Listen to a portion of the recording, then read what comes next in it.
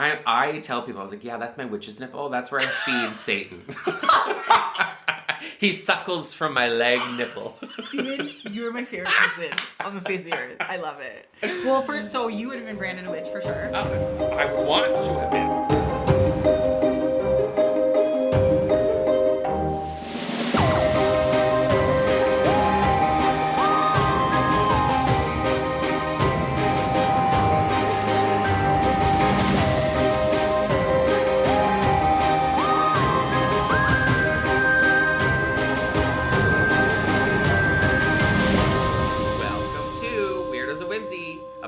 Where we will be discussing all things weird and... You guessed it! Whimsical! Hi, I'm Jacqueline. And I'm Stevie. And today we're talking about witchcraft. Ooh, 'cause it's witchcraft. Down the road. Down the witch's road. We're just gonna now all sing every song topic, that talks about witchcraft. You know, Maiden Mother Crow. Look, it's a baritone. Wow. I can sing real deep, guys. That's very... If you didn't know. I says pardon? All right, witchcraft. One of our favorite things to talk about. 1,000%. Something that's very personal. Something that's very... I feel like a lot more... I'm going to use the word mainstream now. Love it. Back in the day, like we all went to high school with that one kid who was like, I'm a Wiccan, and everyone was like, what does that mean? There was always one, wasn't there? Always one. There was. Always one. However, we'll get it, witchcraft, Wiccan, separate things. Yeah, but true. Right. But Stephen, my question to you, when did you get the call to practice? I was definitely younger, and I feel like it probably started...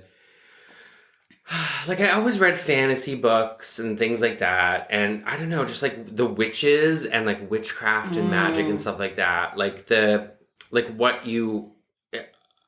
sounds kind of bad, but what you originally think of when you think of like a witch. Stereotypical Yes, witches. But yes. I don't know, for some reason those always like spoke to me. Mm-hmm. And I really connected with those badass bitches. Totally. And also, my grandma was very into witchy things. Cool. I don't know if she identified as a witch per se, but she was very into, like, crystals, and she would go for aura readings and all sorts of fun, cool stuff like that. So I remember her talking about it, and it just... Yeah, very much resonated with me. Yeah. And then I started getting, as you do, all of the books. I had The Idiot's Guide to Wicca and Witchcraft. Of course. And then high school, I mentioned it, I think, last episode. I would do, like, ritualistic, like drawing of the circles and trying to do, like candle magic and just like stuff drawing like sigils, stuff like that. I would make like a grimoire, and I like would try to do all of the runes and like different herbs, and of course my ADHD would kick in and I would completely stop. I also have to know, where were you doing this when you were in like, do you mean in the safety of your home, or like physically in high school and you're like, I'm gonna No, I was not that kid in high school. No, this was in my bedroom alone. I was still kind of embarrassed by not embarrassed, maybe a little embarrassed by it. Yeah. The stigma was real. Even back then, it was nowhere near as mainstream, sure, quote unquote, as it is today. But I was doing it door closed in my bedroom, in the broom closet. I was in all forms of the closet at that point. Oh, not to friends though. High school, I was out to friends, just not family, I guess. Yeah, I get it. But you guys all knew, so apparently my parents knew since I was like in grade 7 or 7. I was like, oh, okay. I wasn't hiding it there. I love it. Tan Random. That's why they come here. That's why you come here, guys. Well, that's awesome. Yeah, typically, same with me. I was young. In fact, I remember, this is so lame, but again, this is why you all come here, party people.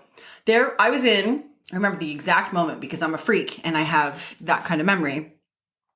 I was in Greensville School Library. Okay. Shout out Greensville School. A lot goes back to Greensville. I feel like Greensville was very formative years for you. Very formative years for me. dare I say, a magical place. I mean, it is very, like, that whole area. That's stunning. Right near Webster's, which is, So the old building that our school was, unfortunately has been torn down. R.I.P. Yeah, but when we were there, I remember in grade 4, and anyone who went to Greensville know what I'm going to say, sesquicentennial. Oh. When we were in grade 4, they all taught us how to say that. I love it. Because it was, in fact, the 150th year. That's what sesquicentennial is. I love that. 150th anniversary. Can you spell that? I used to be able to. Ooh. I got to write it down. Hand me a pen and a paper and I'll write it down. I got nothing. So, anyways, I'm in Greensville, which means it's less than grade 5. I'm in the library by myself, which has to mean either grade 4 or 5. Okay. Because we weren't allowed to go there without supervision until then. Yeah. And there was this book called Which Witch is Which. Ooh, yes. Okay. Love that. And it was just like this silly little story about 2 sisters who looked identical, but one was like the color blue and one liked the color pink. I remember this. Do you remember that story? I remember this book. And I just was like weirdly obsessed with this story. So, it's weird how, like, for us witches, just something clicks. Something clicks. The weirdest, most random thing, and it just clicks. I was just like, yes. And then I've also told the stories before where, like, inanimate objects to me are precious and I give power to them. 1,000%. So I was the kid who collected rocks or weird looking sticks or people who don't understand this really do not understand this. They don't understand. And they're like, just throw it out. I'm like, excuse you? How dare you? And then we have what happens earlier, and you're like, someone made me get rid of that years ago, and I am wanting it now. This little dish would have been perfect for our ritual spoons that we just bought last night. We stirred intentions into our tea this morning. And the dish is gone. Damn it. Anyway. But yeah, so like I said, I had that sort of inclination at a very young age. Yeah. We've talked about the 8 ball that I was obsessed with. Yes, the magic 8 ball. Was it something else? The Snoopy head. The Snoopy head. Mm-hmm. That's what I was thinking. So it just kind of like you, I quietly did it. Yeah. And would quietly sort of like, I remember I had this little journal, looking back, grimoire, and I would talk about, and I would write in like the weirdest way, like no business. I was saying things no, 10-year-old had any business writing. Oh. Or it sounded like Shakespeare, but it wasn't. Okay. Like it just is bizarre. Okay. I love that. So bizarre. I'll find it and read it. And you guys would be like, this girl. You know what? You've always been weird, Jacqueline. Do you still have it? Yes, I absolutely do. I have to find it because, of course, we've just moved. Yeah. But, I got rid of so much stuff. Man, anything to do with me writing as a child, no way. I will keep it forever. I love that. I'll keep it forever. I love that. Yeah. I mean, there's lots of pages of, I like Brandon, but there's also lots of... Yeah. So the good stuff is sprinkled throughout. Yeah. Also, shout out Brandon. So... knowing that we kind of started before we even knew what we were doing. Yeah. We'll get into like what we do now a little bit later in the show. In the show. Stay tuned. But Stephen, you've been to Salem. Sure have. And Salem, Massachusetts, by the way. Yes. I said that very weird. Nailed it. Massachusetts. That's okay. The other day when I was listening to I realized I should probably explain something. Oh, okay. Sometimes when we say things quote unquote stupidly, we know we're saying them stupidly. 1,000%. Because it's from either a show or a reference. Or we've said it stupidly without meaning to before. Yes. And we're quoting ourselves. Just fun. Like, context. Like, that was what I'm listening. I'm like, I did not explain at all. And then I just revert back to I don't even saying think context. I noticed. Because that's how we talk to each other. But it's like halfway through the episode, I started saying it normally. I'm like, it's probably because I kicked in, like, I'm not just speaking to Steven here. There are people listening to us. I forget all the time. All the time. That we're on a pod right now. Oh, God. Anyway, what was the point of that story? Salem. Salem. And you said Massachusetts wrong. Not wrong, but in your way. So, Steven went to Salem, Massachusetts. And I just the reason I said I specified Massachusetts. Yeah. And now I can't say it right.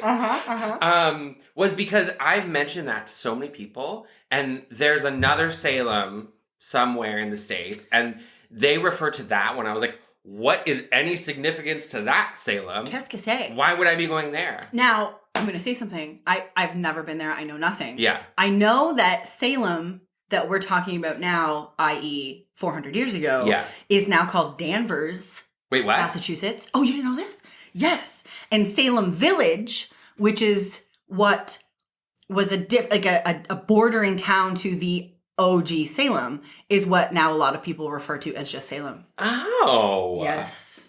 I clearly just If I did know that, I blocked it out because I'm like, no, fuck that. That's Salem.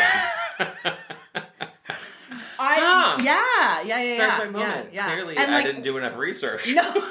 Was that because they wanted to scrub what happened? I mean, potentially. Right? Yeah. So I'm saying, interesting, right? I did not learn that when I was in Salem. And I've never been party people. True.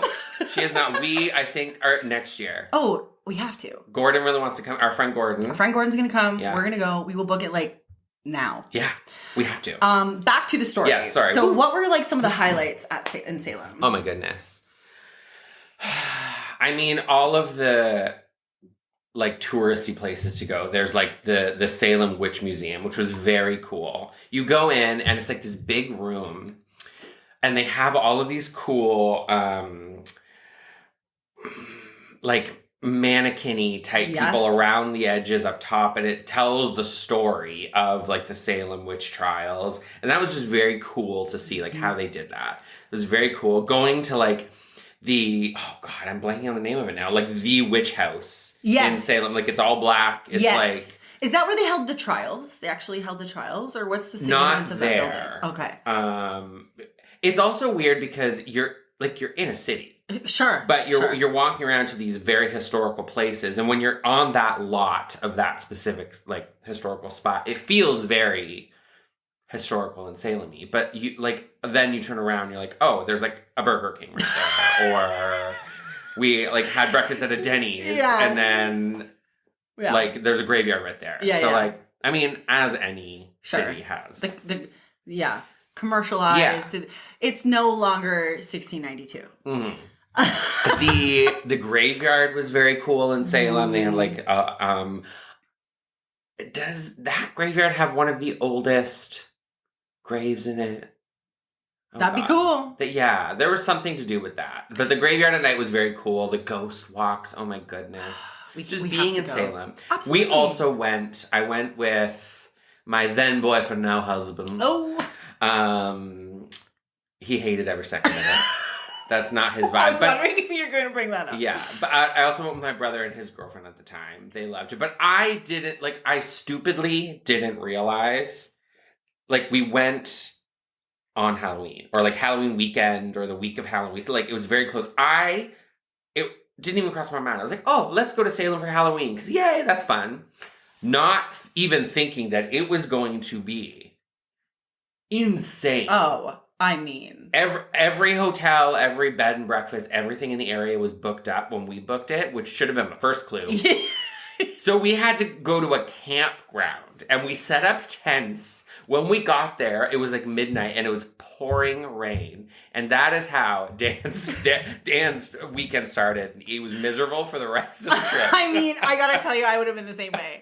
Like, I thought it was fun. It was a whole experience. Sure, it could have been great, but like you went expecting one thing. Yeah. And he got thrown into something else. Which is totally fair. And I will say, he jokes about it now and shits on it, but like he did really good as well. Good for you, Dan. Yeah, thanks, babe. We did not go crazy and kill everyone. Yeah. Thanks for putting up with my crazy. But it was good. Salem is amazing. Yeah. The streets with all the shops. Like, there's so many witchy shops. Oh, the damage we would do. Oh, well, my God. Speaking of. Yes. Last night was the Coldwater Witches Walk. Which was so much fun. So much fun. Steven came up. We are in the Northern Studio today. Yeah. In Jacqueline's new house. Woo! Hit up the Witches Walk. It was fun, wonderful. This is my second year. So what are your thoughts? Oh, just like when we first got there, like we were at the end of the street where it started, and looking down the street, it's like a night market, but every single person there was in costume. Everyone was in these amazing, intricate, really cool witch hats. And just looking out over a sea of witches was like, I have found my people. Exactly, yeah. And everyone is cool and hip. I'm sure there was so much ADHD and autism in that. There was the neurospicy, diverse people were everywhere. Yep. I loved every second of it. Yeah. Oh, I'm so glad to hear it. It was so much fun. And we got so many things. So many good things. Currently, sitting beside us on the wall, we got like full-size witch brooms. Legit witch brooms. I'm obsessed with them. We will be posting. I realize I say that a lot and then we never follow through. I know, but we're going to start following through. Again, you love us. We're endearing. Exactly. But these are everything to me. Yeah. We're having a Halloween party next weekend, and Jacqueline's coming up a little early, and I think we're going to do like a witch broom decorating ritual thing. It's going to be Add awesome. some like beads, feathers, all sorts of fun stuff. It's going to be so good. So yeah, cool. So that was great. I loved the witch. It's called the Witch Walk. Yes. But there's not really a walk or parade or anything, is there? Like, it's literally just a night market with a lot of fun stuff. Exactly. You just show up. Now, again, second year, so maybe it started as like, meandering down. They all gathered in a spot, but it was so much fun. Incredible vendors. What a way to continue spooky season with my best friend. 1,000%. Loved every second of it. Thank you for including me. Oh my gosh, of course. Are you kidding me? So to that, we just thought it was all timely that we have to do a podcast about witches. Absolutely. And speaking of Salem and all that jazz, I'm stealing your line here, Stephen. That's totally fine. But go for it. I thought we should steal. I thought we should steal. I thought we should share the story of the Salem witch trials. Love it. Right? So let's hop right in. Yeah. Kick us off. So in 1692, two young girls, one the daughter and one the niece of the minister of Salem village, started experiencing what was then very strange symptoms. Convulsing, screaming, vomiting. Ooh. What's strange about that? Or what's totally normal. It's a normal Tuesday night for me. And the town doctor diagnosed it as, of course, bewitchment. Well, sure. Sure. Soon after, the other young girls in the town started having these same kinds of episodes. And this is when it all started. Yeah. So apparently, the young girls started to accuse three women. One, a beggar, Sarah Good. One, a poor elderly woman named Sarah Osborne. Apparently, don't be named Sarah back in the day. And the third was the family of the two girls' slave, a Caribbean woman named Tituba. All three were brought to the courts, and while Good and Osborne denied any wrongdoing, Tituba actually did confess and agreed to name other witches. People kind of speculate this was likely as an act to become an informant and save her from the gallows. Fair. I'm sure there was a lot of horrific patriarchal, blaming and bullshit. Yeah. So girls gotta do what girls gotta do. Yeah. Right? Also, she probably was some sort of like cunning woman. Maybe all three were. Yeah. Right? And just trying to help. Maybe they were trying to help. Yeah. And these girls were like, screw you. Crazy. Anyway, this led to many other accusations, trials, and ultimately the hangings of a total of 19 people, both men and women, because men can be witches too, people. Correct. And even a 4-year-old child. Actually, this was the child of Sarah Good. One of the original accused. Yeah, the OG, one of the OGs. This happened throughout the year. 7 other people died while in jail. And one man was actually pressed to death by stone instead of hanging because he didn't want to enter a plea. How about that? How about that?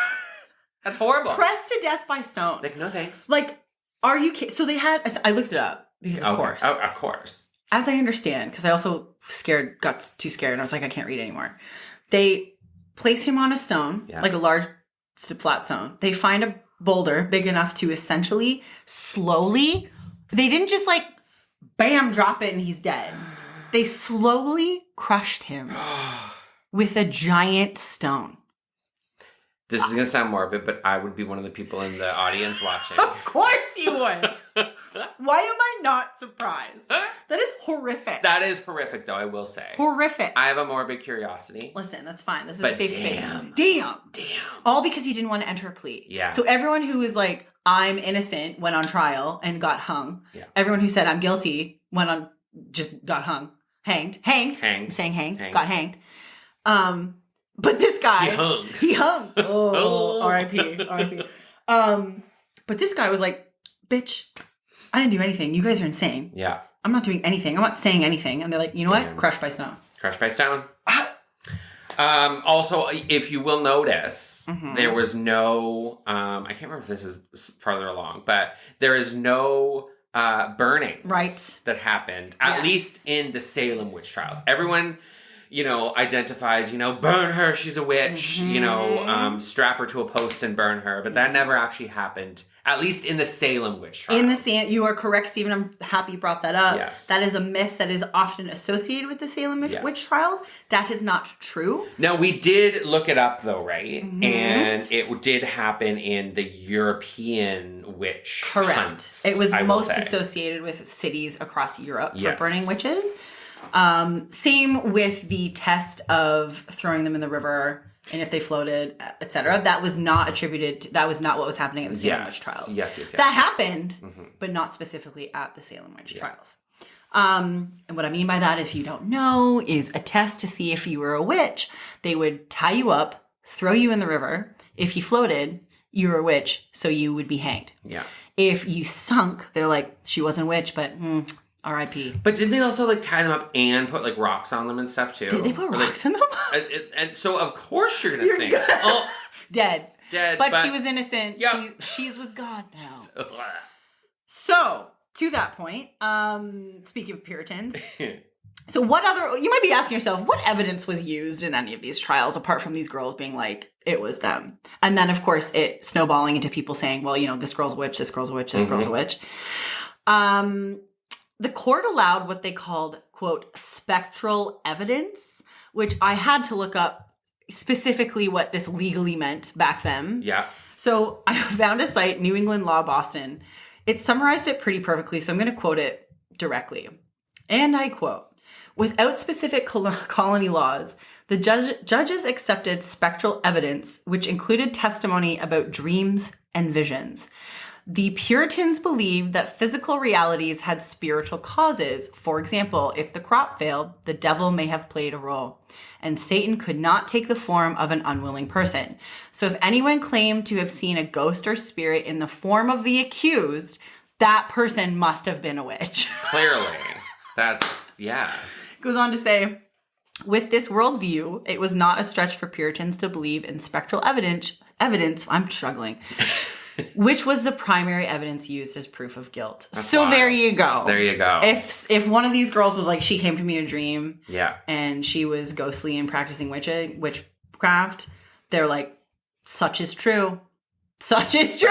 True. Do we think also in the Salem witch trials that they would go by with the witches' marks and things like that? Or is that more of the European ghost hunts? I didn't find anything specifically about that with the Salem witch trials, but that is let's talk about that. Please, Stephen, tell the party people what you mean by that. Well, they would, so people who were accused of being a witch, they would basically be stripped down. Strip them down in front of the town. Yeah, and they would look for any sort of mark or how some people have what's referred to as a third nipple or just any weird mark that it would basically be, oh, you're a witch because you're not perfect skin. Correct. Who's perfect skin? Especially back then. Oh, man. Come on. But I have a bunch of witch marks. I have one little thing on my leg that I tell people, I was like, yeah, that's my witch's nipple. That's where I feed Satan. He suckles from my leg nipple. Steven, you are my favorite person on the face of the earth. I love it.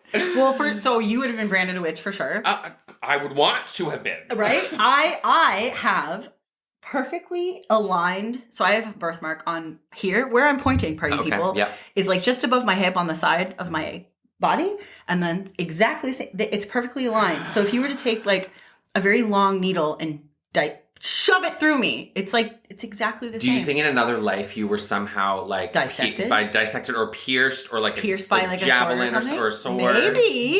It's kind of cool to think about. Very, right? There you go. I've never thought of it like that before. But so there you go. Your princess life. That's how she was killed or something. Yeah. And off I went. Anglia in East Anglia. I don't remember if I've talked about that. So yeah, we did. Yeah, we did. Okay, good. We've just done so many of these. So many.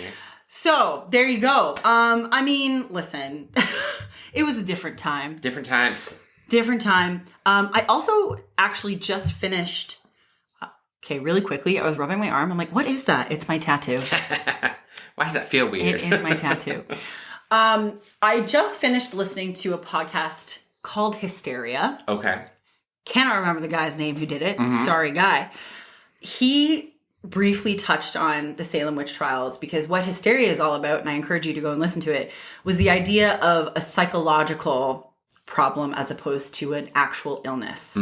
So if I were to say to you, Stephen, this wall is pink, and you're like, in your mind, you're like, but it's green though. And if I give you a million reasons to tell you it's pink, maybe, just maybe, you'll start thinking it's pink. Interesting. That's a terrible, terrible, terrible analogy. No, but it makes sense. Right? Like, the power of persuasion. Yeah. Especially if I start pointing to every color that is this color and saying that's pink, right? Over and over and over again. Yeah. So something happened in this little town where girls were experiencing almost exactly the same symptoms that we just discussed in the Salem witch trials.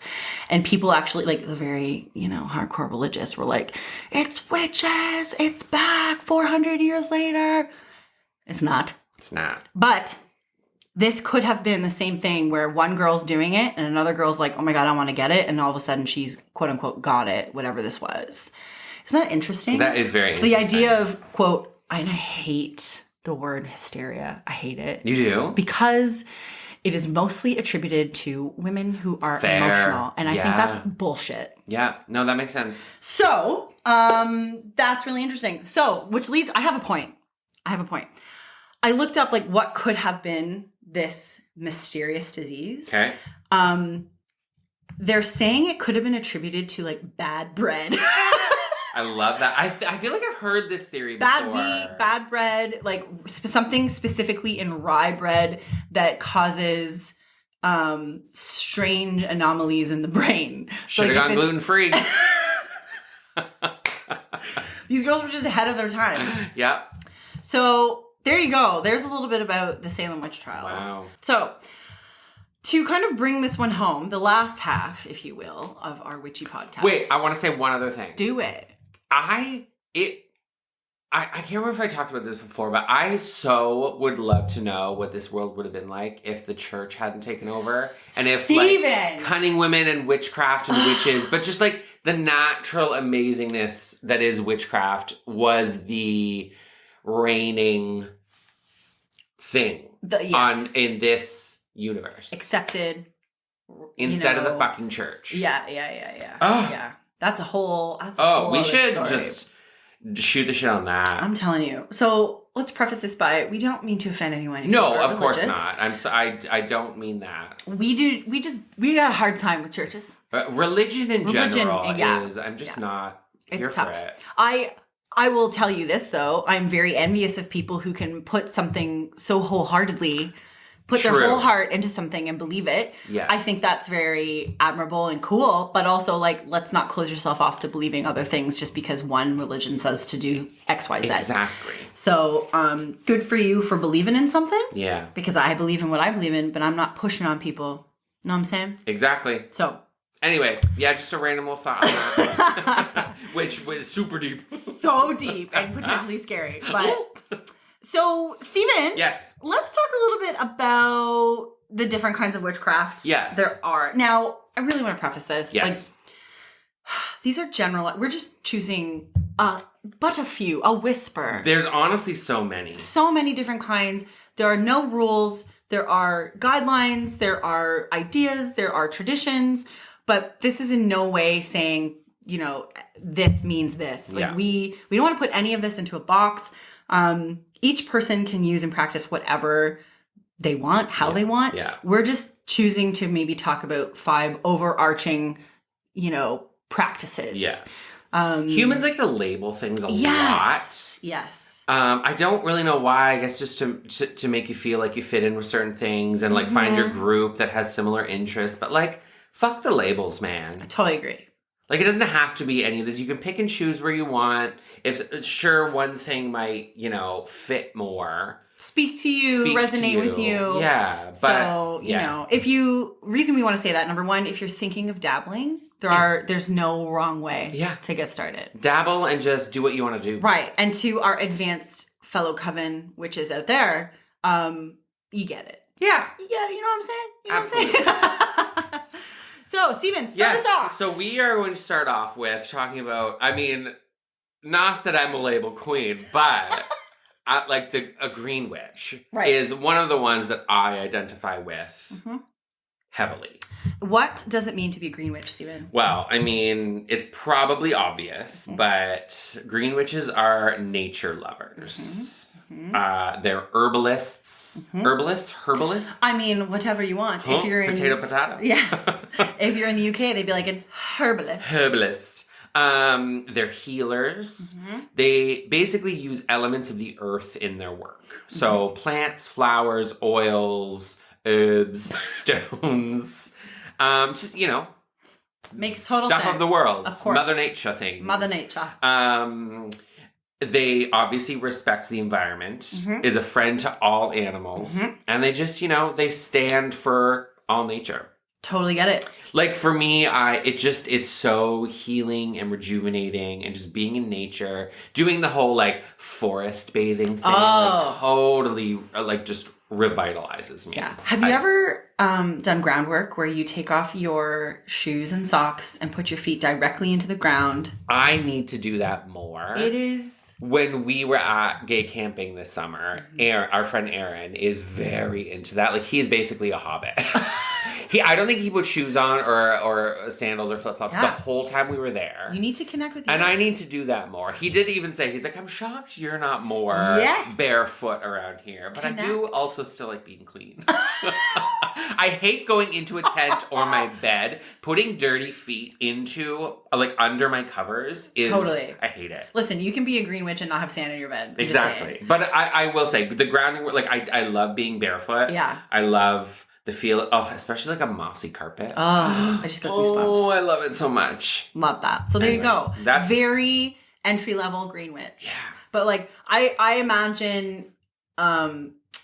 not just imagine, I know. Like, some of the attributes would be, like, you are a healer, you're a giver, maybe you're always bringing plants to people's homes as gifts. I mean, that is my go-to gift, is bringing a plant. You can't physically walk by a plant store or a nursery without going in and just being among the plants. Touching any plant I come across is like, I love it. I feel like, emotional, loving, caring, nurturing, like, these are all attributes that I would think a green witch is. Absolutely. Right? Like, very, very open and very honest and just very genuine. I love it. Right? Yeah.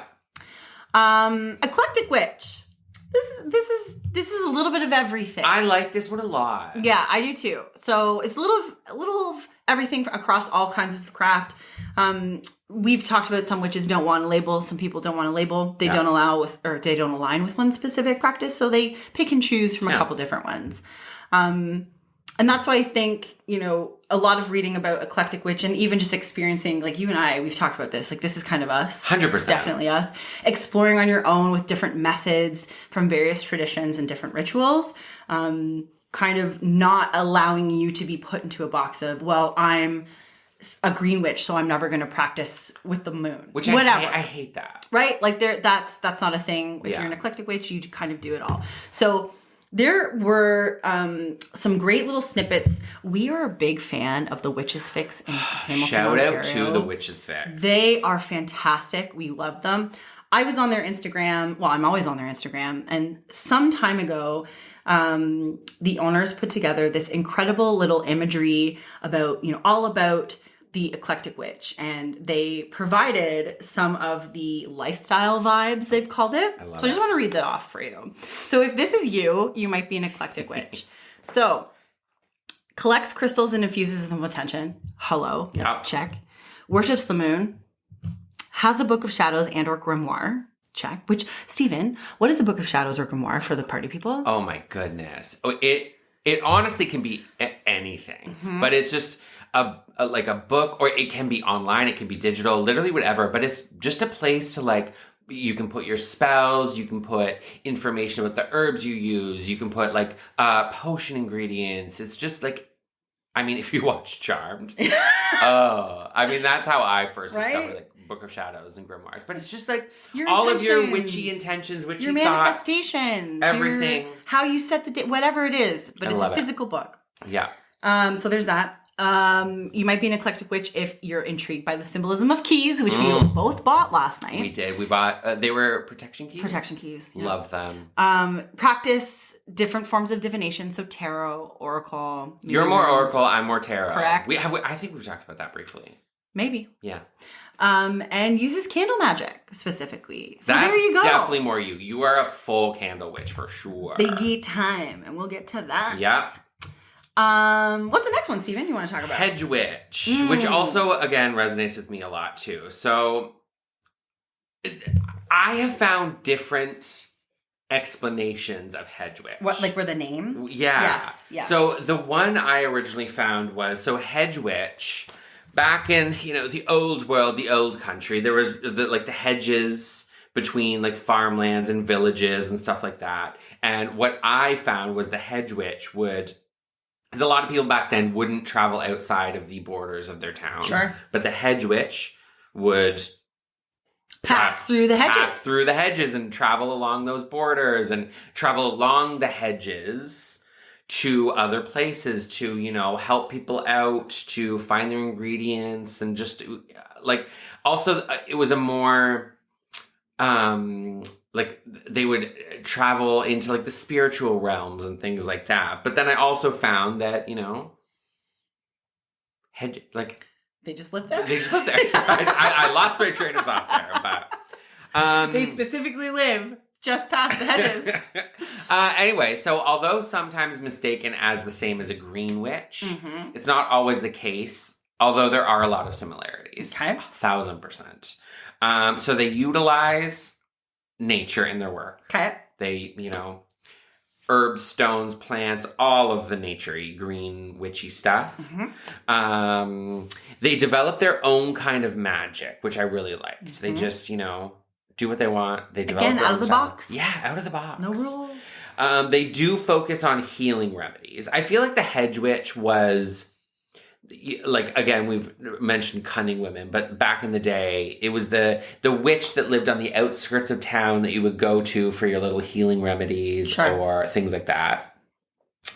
They often work with the elements, so obviously earth, air, fire, water.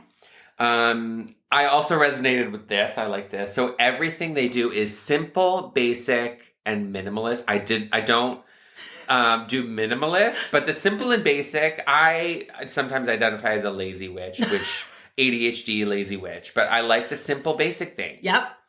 Hedge witches are often solitary individuals, which I also like. Yep. Fuck the people.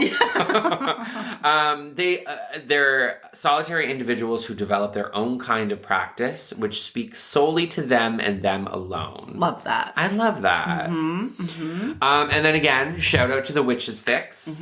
They posted a little lifestyle vibe for the hedge witch. So they're friends with little creatures and has a familiar. I mean, love that. Yeah. They brew up medicinal potions.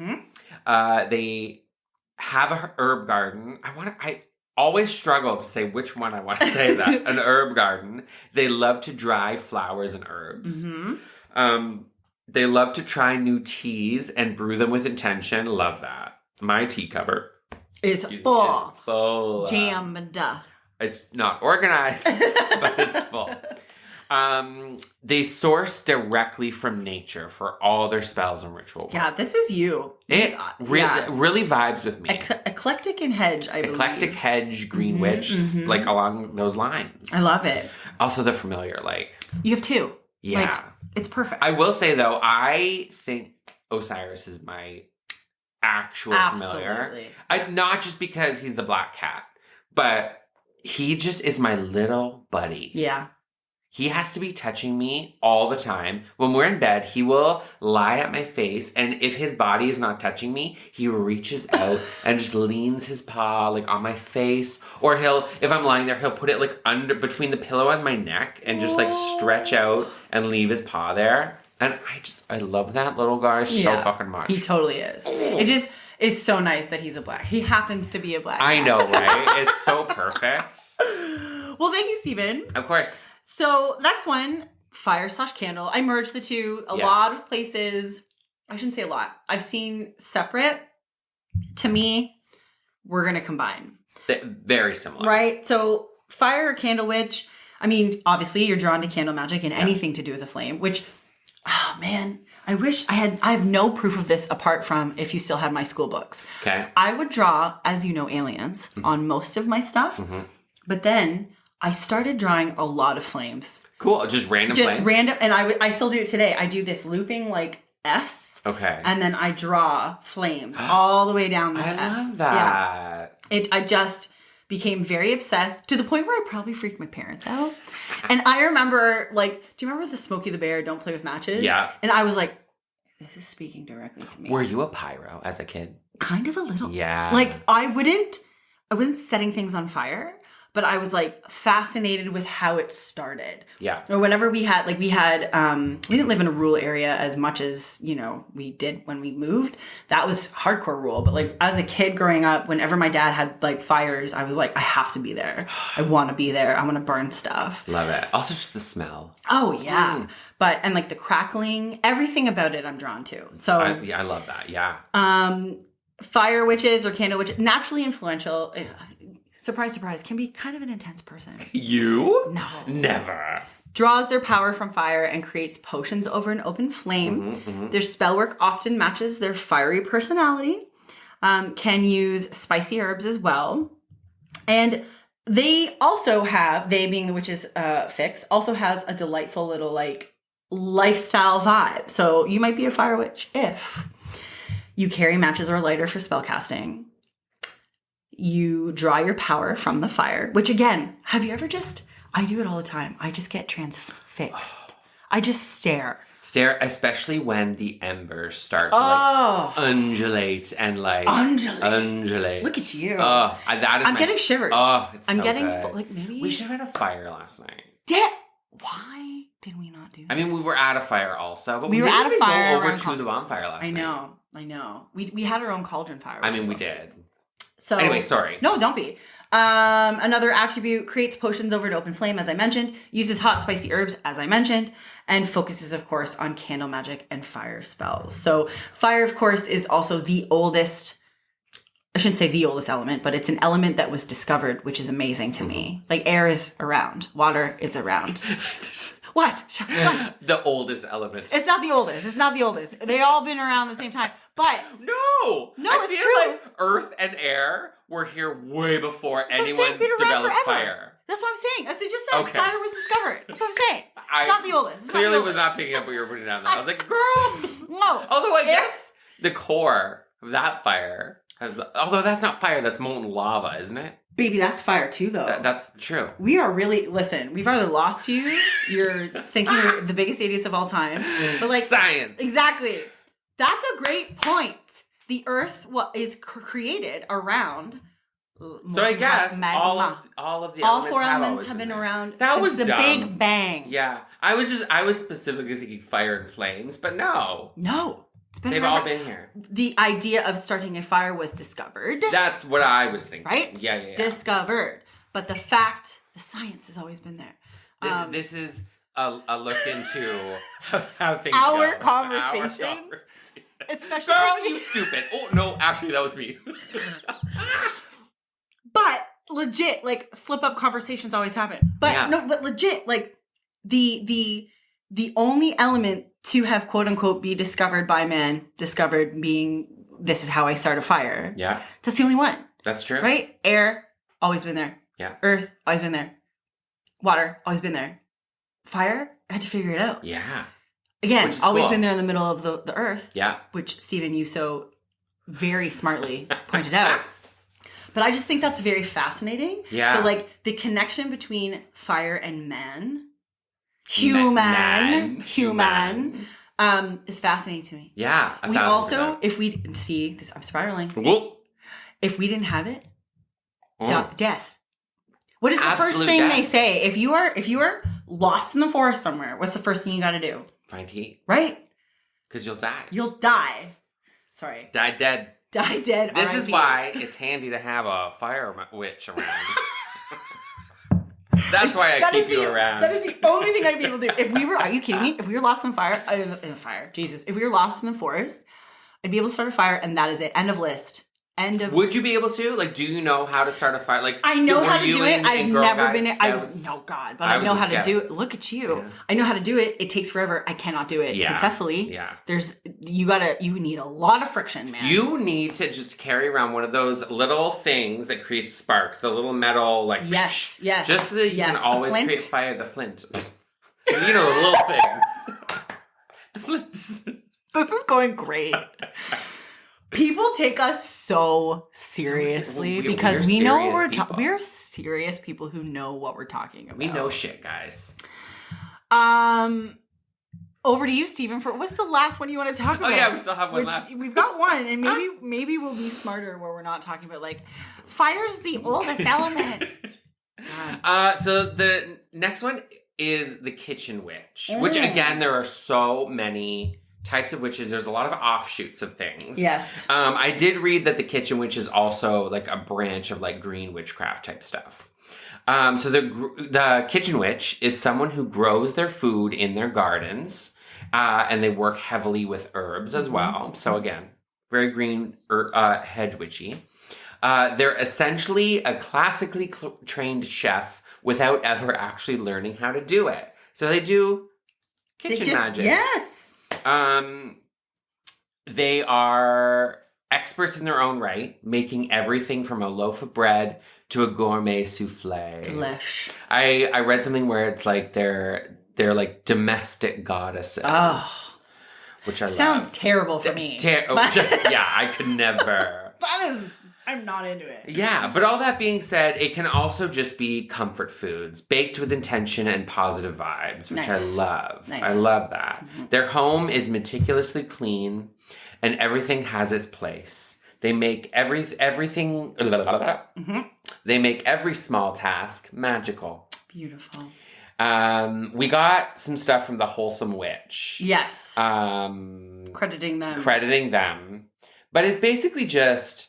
creating your perfect homey space. Yeah. And being, again, like comfortable in the kitchen, wanting to make food for people, nourishing people. Goes back to that nurturing spirit. I love it. Healing. There are a lot of people, especially this day and age, that believe food heals all. Oh, right? Which I totally get. Like there are specific illnesses where if you eat specific things, the belief is that you will start to get better, feel better, whatever. I mean, food is energy, of course, but there is a full blown, and maybe they're all kitchen witches. Could be. Not to out anyone, someone who's very important to me in my life has MS. I'm sure she won't be upset. My mom has MS. Yes. And we've talked about there are specific foods. There are literal books that say if you have MS, you should eat this. Has she tried it? Yeah. But does she notice a difference at all? Or for help? sure. Like energy, everything. And I love that. Energy, is up, but the problem with MS is she can't walk anyway. I mean, so it's not going to just magically allow her to walk. Yeah. But there is, and same with like gallbladder stuff or... I read up, as, an ADHD person, there's also foods that can just like help with ADHD stuff, like just helping with focus, helping with energy. There you go. Just like so much stuff. Right? So... science. But anyways, the kitchen witch wants to harness the power of food. Yeah. And heal. Also just having good vibes in the home and the kitchen. I also read that they, if the vibes in the kitchen they're working with are not right, they have a hard time, working their magic because they need the good, chill, comfy, cozy vibes. Isn't it said that the kitchen is the heart of the home? 100%. So it makes sense. Totally. That there would be kitchen witches. Yeah. So I love definitely not me. Yeah. I hate cooking. In fact, I like cooking, but I need a recipe to follow. Yeah, you can't just be like a dab of this, a dash of that. No, I cannot do that for the life of me. See, I think again, not to out someone, I feel like my mom definitely is a kitchen witch. Kitchen witch, yeah. Oh, because she, first of all, we call them Deb meals. Fantastic. And she can just do that. Like, we'll have this, we'll do this, and blah, blah, blah. Like, she just knows everything. Yeah. Not me. Not me. You didn't get that. That gene skipped me. Dan has that. Right? He can take anything from the kitchen and just whip something cool up. We usually do like chopped kitchen little things where I'll choose some ingredients from the kitchen and be like, whip something up with these ingredients, and he can do it. That's amazing. I can't. Amazing. I'm just forever eating eggs and toast. So. If he's not home, I am. If it can't be microwaved or something like that, I'm eating like crackers. Girl dinner. Girl dinner really spoke to me. I love it. I ate pickles with chopsticks, just out of the jar. Fancy. I was like, girl dinner. Eloquent. So Stephen, we've reached the time in the podcast to ask you this question. Should you choose to share with the children? I love it. What kind of magic attracts you? What do you practice? What do you do? Are you comfortable sharing that with the party people? I feel like we're at open books, right? Pretty much. I mean, I'm sitting in my office, which primarily is my witchcraft room. Yes. That happens to also house my work. Yeah. For my job. Yeah. So. There's so much that attracts me about it. Yeah. Attracts you to it? It attracts me to it. It's just, but again, I've mentioned that I also identify as a bit of a lazy witch. So I'm not quite as ritualistic and consistent with the spell work or updating and writing in my grimoire. I have it, but it's very empty at the moment. But I hate the people who only do the witchcraft just for the aesthetic of it. Sure. But that does also attract me as well. I have all of the stuff.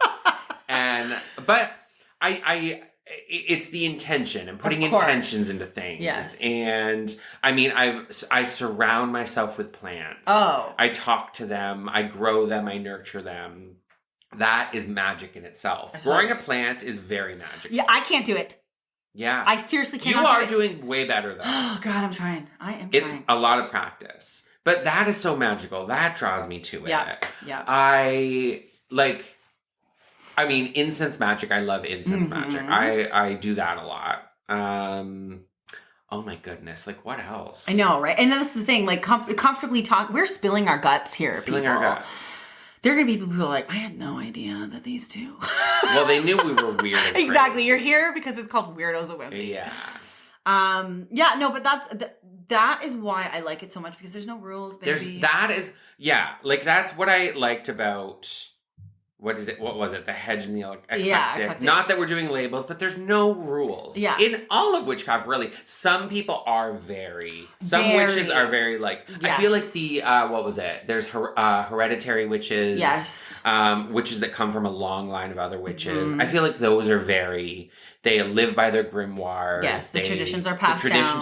You're not stray from it. Yeah. Yeah. Which we haven't spoke about it, but like covens. Oh yeah. Coven How do we witches. not talk about I feel like they're very traditional in what they do.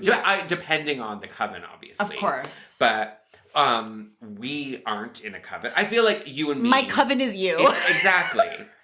But a lot of time, the way covens meet and practice, and they worship a lot of like deities and things like that. That doesn't speak to me. It's not my vibe. It's not my vibe. I don't want to hold hands in the forest. I mean, I'll do it. Yeah. But I don't. That's not something I want to make my practice. 100%. I feel like it. Having a coven. Besides Agatha All Along, the show, like having that coven, I'm in. But having a coven feels a little more religious to me. Yes, we're getting very close to the religious side of things. Now, having said that, like, I rebuke you. That's a lot. That's a moment. That was a perfect example. I rebuke. Yeah. Covens also do rebuke. Like they're put together to be like, fuck you, religion. 1,000%. But I understand what you mean in terms of an organization. I think that's what it is. Part of people, your girl Steven doesn't want organized anything. No. So I totally understand that. Yeah. And also, like, you talk to a hedge witch. Solitude. That's your vibe. That's my jam. Yeah. So I get it. I totally get it. Mm-hmm. Right? I totally get it. But so what about you? For me, of course, candle. Candle's my biggest one. Way. Burning things, like I prefer. So speaking of grimoire, while I have one, I often write things on parchment paper and burn it. Surprise. Yeah, I mean, in my little cauldron. I prefer that. I think that the going to a dark place, but like the cremation of things and entering the atmosphere I love it. is a very magical process. So if I have something that I need to get out, I put it on my parchment paper, I burn it, I do a ritual, and then the smoke is gone. Therefore, I've released whatever has, you know what I mean? I love That's that just so one little much. ritual that you can do to make yourself feel better about something in a stressful situation. Yeah. I also love crystals for sure. I mean, you know, I adorn and anoint candles with oils, herbs, and crystals. So there's a nice little mix there. I mean, I can really just, like that's all I have on my altar. She's turning around to look at her beautiful altar, which is like this antique hutch thing. Yes, it's over gorgeous. like 120 years old. It's beautiful. But like all I have on there is fire and crystals. Yeah, that's all I got in there, and that's all you need. Again, a lot of people say there's specific tools that you need as a witch and to practice, but it's use so what you use. Exactly. Like I do have my altar space that I just made my broom closet, which looks beautiful. You did an love incredible it. job. And I've pieced together all of the, you know, aesthetic witch stuff, but I don't use most of it. But you will. I will. You're still diving in. But like the incense stuff, I'll set intentions. I'll, you know, do a meditation, light a candle. Yeah. Like that kind of stuff. Yeah. I use for sure. But yeah. Right. You just, again, pick and choose. Pick use and choose. what speaks to you. Exactly. And something as, if you're like, Jacqueline and Stephen, how do I start? Yes. Meditate in the morning, which is so funny because I say that to everyone, and do I do it? No. I do it once a month, if that. But like I have meditation candles that burn for exactly 20 minutes. I love that. And sometimes I'll just put it in the salt, let it go, and I'll just let my mind wander. That's all you need to do. People think meditation needs to be this big, like, oh my God, I'm clearing my mind. I shouldn't be thinking of anything. Meditation can be whatever you want. Just don't look at a phone. Don't look at a screen. Yeah. Don't turn on the TV. I was talking to my therapist about it because I was like, I do want to meditate more. But then we also came up with me just reading a chapter of my book. That could also be meditation. Perfect. Yeah. That's all you need. That's all you need. Yeah. So yeah, that's my little jam. You know, cleansing rituals, because of course I'm very like communing with spirits and also ritual stuff. So like ensuring that you're protecting yourself. Like I'm big on the protection rituals. I'm big on cleansing. You're so good at those. I'm big on ensuring safety, protection in your life. That's my jam. But yeah, I would identify as a fire candle eclectic witch. I love it. Right? That's my jam. Fire candle eclectic. I would say, eclectic green hedge. Yeah, definitely. I definitely see that for you. Yeah. If we want to put labels on it. If we want to put labels on it. So. It's nice to, you know, have a community and find the similarities. But again, fuck the labels. Fuck the labels. Do what you want. Do what you want, right? I swear a lot. I mean, listen, we warned them. Yeah. In the beginning. I remember the one time Jacqueline was saying, you know, there is a kid that listens. And I was like, oh, wait, what? I have to shout out. Yeah. Hi, Louie. Hi, Louie. I'm so sorry I have a potty mouth. It's, you know what? It's the risk we all take. It's true. Right? Yeah. So, do you have any other thoughts, feelings, emotions to share on witchcraft? There's a lot that we didn't talk about. There's a lot. We're going to do a part We'll come 2. back. Yeah, we'll have to come back to it. Maybe a part 3. Dare I say. Dare you say. But for I now, just love it. Yeah. I just being a witch is just cool. It's just cool. It's just cool. And I love it. And there's just, And people are kind of afraid of you sometimes. Oh. I don't just mean you. I mean, like. Just witches. I love it. And Me too. The more people afraid of me, no, I'm kidding. I agree. I'm a nice person, guys. You are. You really are. I have 2 very distinct personalities. Yeah. Light, bubbly, positive, you know, happy all the time. And then, please don't fuck with me. I think that's how it should be. I agree. I love that. Like, cute, but psycho. Yeah. I've honestly been trying to lean more into just the witchy label. Yeah? Not necessarily lean more into it because I've always been into it, but just like... You're fine with people knowing kind of thing? Yeah. Yeah. I get you. And just putting it more out there in the universe. Sure. Just like, you know what? Screw it. Yeah. Screw you guys. Screw you, Puritans. Well, I think that's going to wrap it up then. So thank you so much for listening to the Weirdos of Whimsy. We will be back again soon with another episode that guides you through the weird and whimsical journey that is our brains. Be sure to follow us on Instagram at Weirdos of Whimsy Pod. Watch that space for updates and release dates and other treats and delectable morsels. And we have a YouTube channel. We do. You should go and look at it because we posted a freaky deaky Ouija board session. Yeah, so last episode we did the Ouija session. So the video of that is on YouTube. Go check it out. We don't always post the videos of the podcast, but they are all up there as well. Correct. Just the audios of them. I guess say goodbye, Stevie. Goodbye and blessed be. Blessed be. And as always, big gulps, eh? Well, see you later. That your cat was waiting for.